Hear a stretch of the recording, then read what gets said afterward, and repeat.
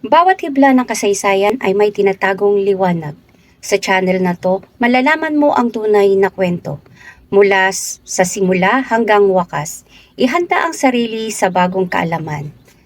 Panoorin natin ang video ng Mensahero ng Silangan.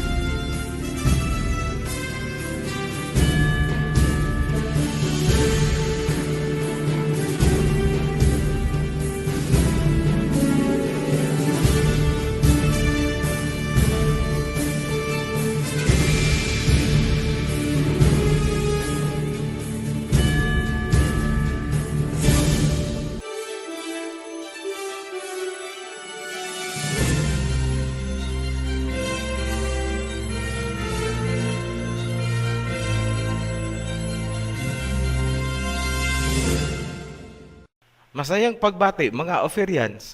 Kung napapansin nyo, gumawa kami ng bagong playlist at pinamagatang The Matrix kung saan natin ilalagay ang mga videos para sa mga time-sensitive events ng prophecies. Ikinagagalak naming dugtungan ang nakaraang video kung saan pinatunayan namin ang mga sumusunod. Number 1, walang rapture na magaganap.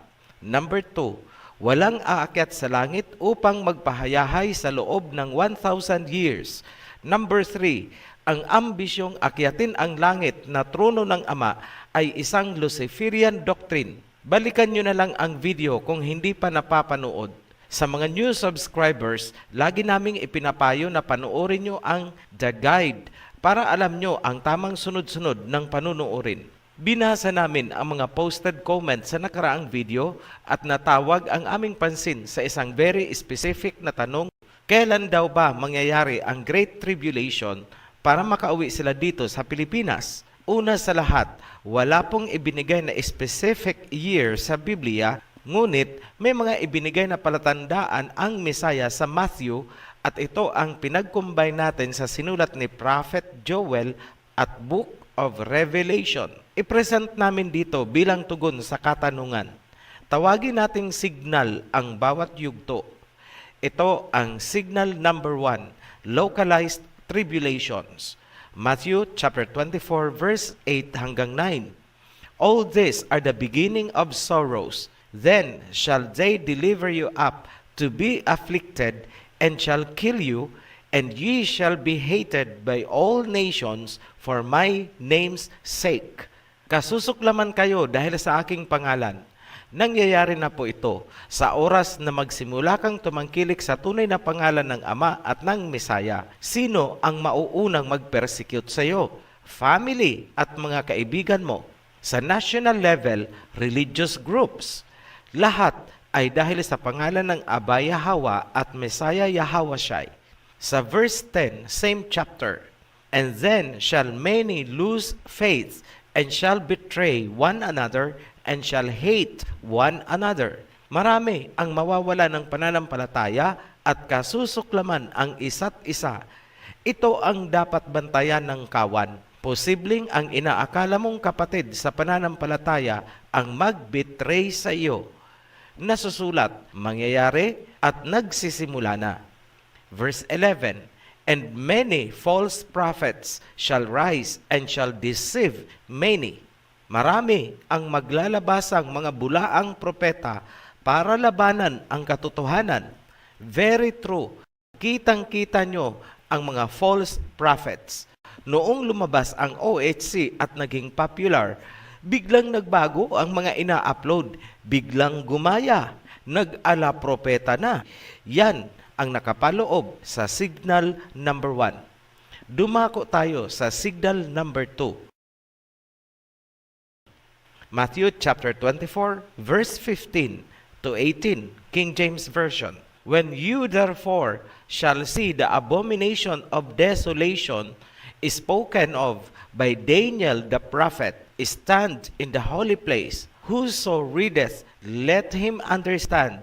Then let them which be in Judea flee into the mountains. Kapag nakita nyo ang abomination of desolation na naitayo na sa holy place or holy land, lumipad na kayo pauwi mula mismo sa nasusulat na salita ng Misaya. Ang pagkakatayo ng third temple ang pinakatugatog or culmination of blasphemy na gagawin ng mga Gentiles. Luke chapter 21 verse 24, Jerusalem shall be trampled of the Gentiles. Dito mag-aalimpuyo sa galit ang Ama. Ito ang switch ng Armageddon na sinasabi sa Revelation at inihula din ni Prophet Joel sa chapter 3, Book of Joel. Ituloy natin ang salita ng Mesaya, Matthew 24 verse 16 to 18. Then let them which be in Judea flee into the mountains. Let him which is on the housetop not come down to take anything out of his house, neither let him which is in the field return back to take his clothes. Pakinggan nyo ang magnitude or impact ng instruction ng Messiah para sa mga nasa Judea. Kapag naitayo na ang temple, lumipad na kayo bago pa man ganapin ang inauguration na tatampukan ng pagsusunog ng red heifer. Klarado ang salita ng Misaya. Ang nasa terrace sa bubong ng bahay, pagbaba ng bahay, tumakbo na papuntang mountains. Ang nasa field, huwag nang uwi ng bahay, tumakbo na, run to the mountains. In short, iwanan nyo agad ang mga worldly concerns. Anytime na matapos ang pagtatayo ng temple, papasok ang kasunod na signal, and by this time, cut off ang transportation. Signal number 3, take over. Joel chapter 3 verse 9. Proclaim this among the nations. Prepare for war. Rouse the warriors. Let all the fighting men draw near and attack. Inilarawan ng Misaya ang kahihinatnan kapag nangyari. Matthew chapter 24 verse 2. And Yahushua said unto them, See ye not all these things? Verily I say unto you, there shall not be left here one stone upon another that shall not be thrown down. Sa loob ng maikling oras, ito ang kalalabasan ng Jerusalem.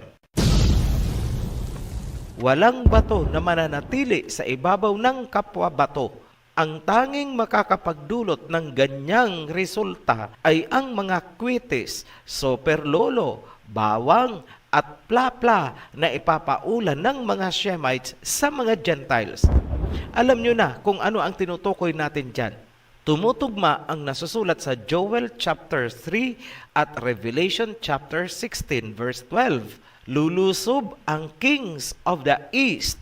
Didilim ang araw, buwan, at mga bituin dahil sa kapal ng usok. Right now, habang pinapanood nyo ang video na ito, patuloy ang paghahanda ng mga Shemites. Ito na ang Great Tribulation na walang kapantay. Ngayon, kung inaakala ninyong Judea lang ang apektado, nagkakamali po kayo. Tandaan nyo na habang nagbabatuhan ang mga bansa ng mga kwitis, wala pong flights. Ito ang tinatawag nating Armageddon. Global scale po yan. Sa panahon ding ito, pababagsakin ng mga Shemites ang modern Babylon. Makakauwi pa ba kayo kapag inabutan? Hindi na po. Ito ang masayang balita.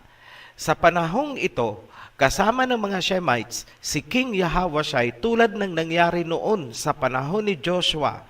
Matatagpuan sa Joshua chapter 5. Matapos lumabas ang mga Israelites sa Egypt, pinangunahan ni Joshua ang pagdemolish sa Jericho. Bumaba ang captain of the heavenly army at tumulong sa kanila. Mauulit ang pangyayari. Ngayon, saan man kayo abutan ng signal number 3, tandaan nyo, mapuputol ang communication and transportation. Sundan niyong maigi ang mga itinuro naming pagsamba at pagdarasal dahil yan ang magiging identity upang makilala kayo ng mga spiritual brothers ng Philadelphia Assembly. Makikilala niyo sila dahil nakatuwad din at face down sa lupa kapag nagdarasal. Kailanman, hindi yan gawain ng mga Gentiles. Hindi man 100% eksaktong pareho ang paniniwala, pero huwag niyong kalimutan at kailangan na rin nilang malaman na silang sumasamba kay Allah, ang isa sa 7 assemblies ng Misaya. Ang Allah ay pinaiksing variation lamang ng Alahayam or Elohim sa modern Hebrew.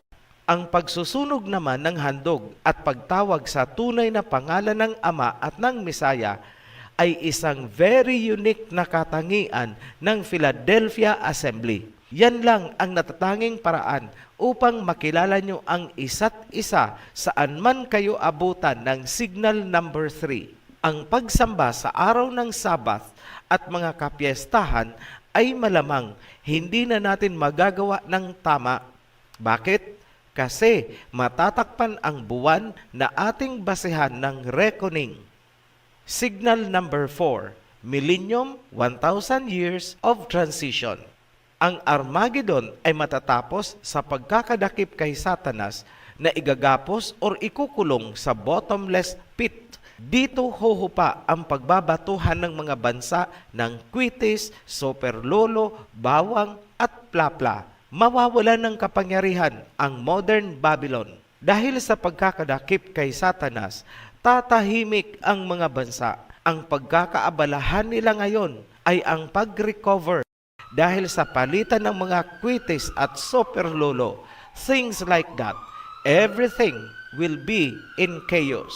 Sa panahong ito, iikot si King Yahawashai kasama ang heavenly armies. Pupuntahan ang bawat bansa, east, west, north, and south. Masasaksihan ito, bawat bansa, buong mundo, makikita ng lahat ng tao ang kanyang paglapag mula sa mga ulap. Parang eroplano lang na approaching sa mga airport. Ang kaibahan, hindi niya kailangan ang airport at runway. Ano ang purpose ni King Yahawashai sa pag-ikot niya buong mundo kasama ang heavenly armies? Kukunin niya ang mga pinili, yung mga may tatak ng kanyang pangalan at pangalan ng Ama sa kanilang mga noo. Ito yung mga nagpasakop sa covenant na ibinigay kay Moses. Walang ibang grupo na ipinaglalaban ang pangalan ng Ama at ng Mesaya, pati ang covenant Ophirian heritage followers lamang. Sa pag-ikot ng King of Kings, kasama ang mga angheles, tutunog ang trompeta. Maririnig ng mga pinili hanggang sa kasuluk-sulukan ng wilderness. By the time, expectedly, may mga followers na hindi na makalakad. Pinapasa na lang ng mga kasama. Ang iba ay may mga sakit. Pero sa oras na marinig nyo ang trompeta, yan ang trumpet of victory. Mapapasigaw kayo ng Hallelujah, Babylon is fallen. Aawitin nyo ang awit ni Moses. Hindi nyo man alam ang kanta na yan ngayon. Pero malalaman nyo kapag iniangat na ng Holy Spirit ang inyong mga diwa sa mas mataas na level. Ang kantang yon ay parang old favorite song. Imagine the feelings pagkatapos ng ilang taon na sobrang hirap at kapighatian. Ito na ang heavenly rescuers na susundo sa inyo. Kukunin ng mga anghel ang mga pinili. Only the chosen ones. Matthew chapter 24 verse 41. 2 women shall be grinding at the mill, the one shall be taken, and the other left. Ang mga pinili na hindi nag-survive or namatay ay muling bubuhayin, at kasabay ng mga inabutang buhay, mapapalitan ng incorruptible flesh na hindi na maigugupo ng kamatayan. Ito ang tinatawag na first resurrection sa Book of Revelation. Matapos sunduin ng mga anghel ang mga pinili, saan sila dadalhin? Sa langit ba? No. Here is the truth. Signal number 5, the new government. Revelation chapter 14, verse 1 to 4. Then I looked, and there before me was the Lamb, standing on Mount Zion, and with him 144,000 who had his name and his father's name written on their foreheads. These are those who did not defile themselves with women, for they remained virgins. They follow the Lamb wherever he goes. Maliwanag, ang mga pinili na may tatak ng pangalan ng Ama at ng Mesaya ay dadalhin sa Mount Zion. Doon kami iipunin ng Mesaya, hindi po sa langit. Kaway-kaway dyan sa mga akyat langit. Yung isa, gagamit pa ng fake Sabbath na tatak daw nila sa noo. Kawawa naman. Yes, totoo, nakakaawa po kayo. Tapos kung makakomment, kami pa talaga ang tuturuan. Ngayon, marahil nais nyong magtanong, 144,000 lang ba ang maliligtas? Hindi po ganun. The truth is, kasing dami din ng buhangin sa dalampasigan. Ngunit, hindi pa sila bubuhayin sa first resurrection. Revelation chapter 20 verse 4 hanggang 5. I saw thrones on which were seated those who had been given authority to judge. And I saw the souls of those who had been beheaded because of their testimony about Yahushua and because of the word of Elohim. They had not worshipped the beast or its image and had not received its mark on their foreheads or on their hands. They came to life and reigned with Yahushua 1,000 years. The rest of the dead did not come to life until the 1,000 years were ended. This is the first resurrection. Blessed and holy are those who share in the first resurrection. The second death has no power over them, but they will be priests of Elohim and will reign with Yahushua for 1,000 years. Ang bubuhayin lamang sa first resurrection ay ang mga gagawing priests and judges na mag-reign kasabay ni King Yahushua sa loob ng 1,000 years. Ang mga natirang patay, banal man o makasalanan, ay maghihintay sa katapusan ng 1,000 years. Kumbaga, mga key persons muna ang uunahin para sa pag-establish ng new messianic government. Anong klaseng government ang ipapatupad ni King Yahushua? Revelations chapter 19 verse 15. Coming out of his mouth is a sharp sword with which to strike down the nations. He will rule them with an iron scepter. Maliwanag, autocratic government, kamay na bakal, hindi po democratic.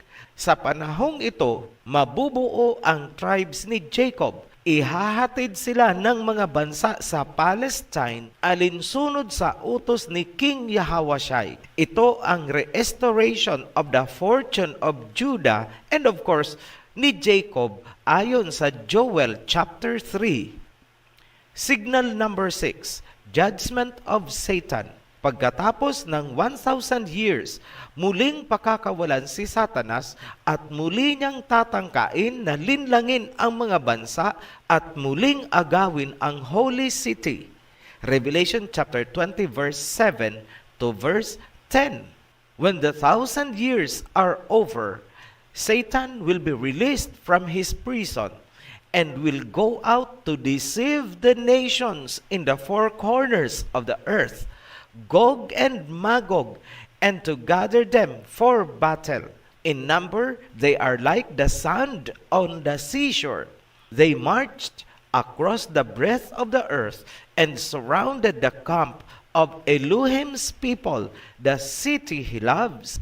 But fire came down from heaven and devoured them, and the devil who deceived them was thrown into the lake of burning sulfur, where the beast and the false prophet had been thrown. They will be tormented day and night forever and ever. Iipunin ni Satanas ang mga bansa sa pangunguna ni Gog and Magog. Muli nilang ipaglalaban ang freedom ng mga bansa dahil ang government ni King Yahawashai sa mundo ay autocratic. Pangungunahan ni Gog and Magog ang campaign for independence to liberate humanity and uphold human rights kuno. Maraming bansa ang muling maguguyo. Sasalikupan nila ang Holy City, the seat of government ni King Yahawashai. Ngunit hindi sila magtatagumpay. Pauulanan sila ng ultimatum na tutunaw sa kanila. Si Satanas at ang kanyang propeta ay parurusahan sa burning sulfur forever.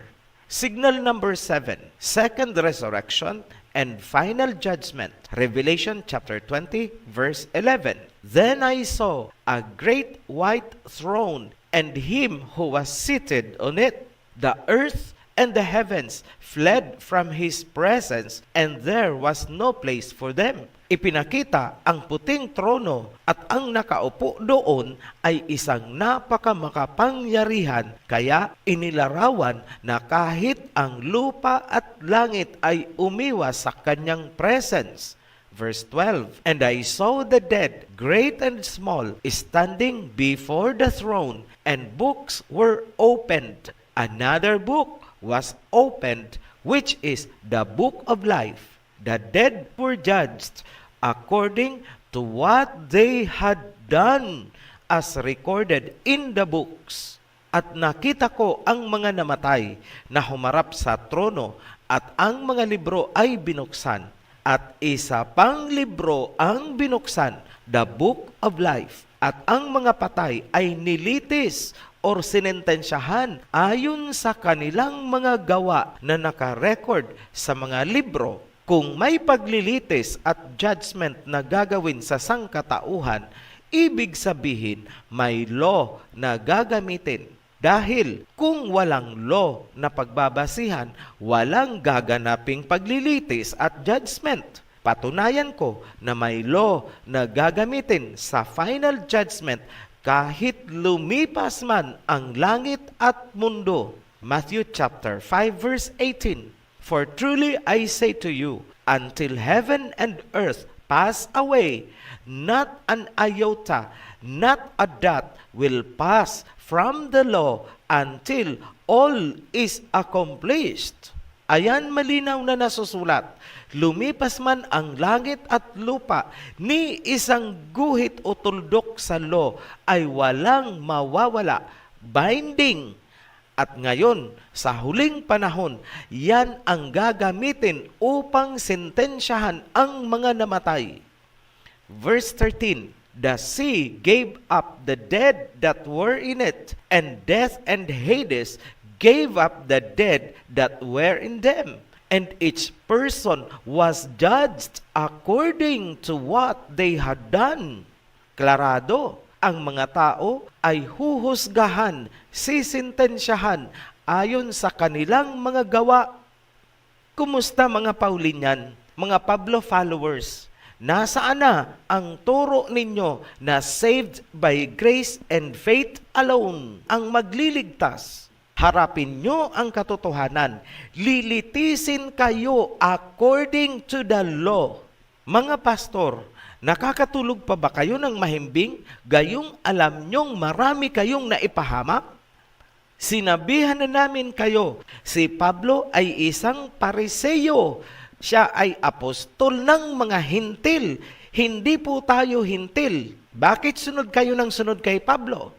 Verse 14, Then death and Hades were thrown into the lake of fire. The lake of fire is the second death. anyone whose name was not found written in the book of life was thrown into the lake of fire. Ang mga taong wala sa book of life ang mapupunta sa dagat-dagatang apoy. Ibig sabihin, yung mga nasa book of life ay maliligtas. Common sense. May masayang balita kami para sa mga mapupunta sa dagat-dagatang apoy. May kamatayan po sila.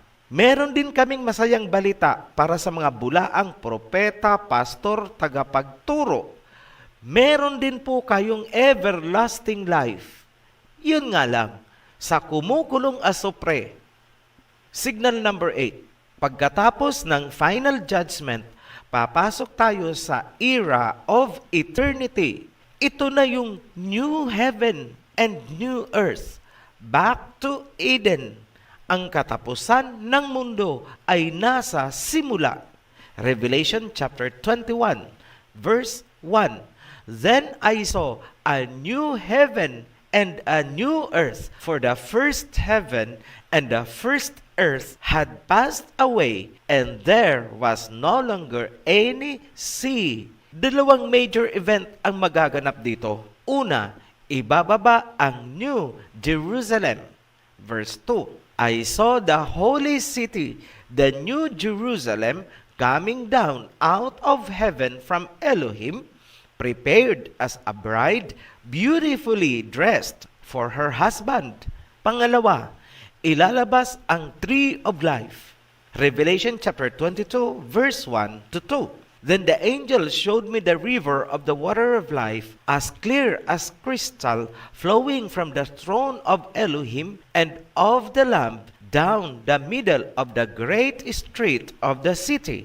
On its side of the river stood the tree of life, bearing 12 crops of fruit, yielding its fruit every month, and the leaves of the tree are for the healing of the nations. At ipinakita sa akin ng anghel ang isang ilog kasing linaw ng kristal na umaagos mula sa trono ng Elohim at ng Kordero pababa sa gitna ng kalsada ng great city.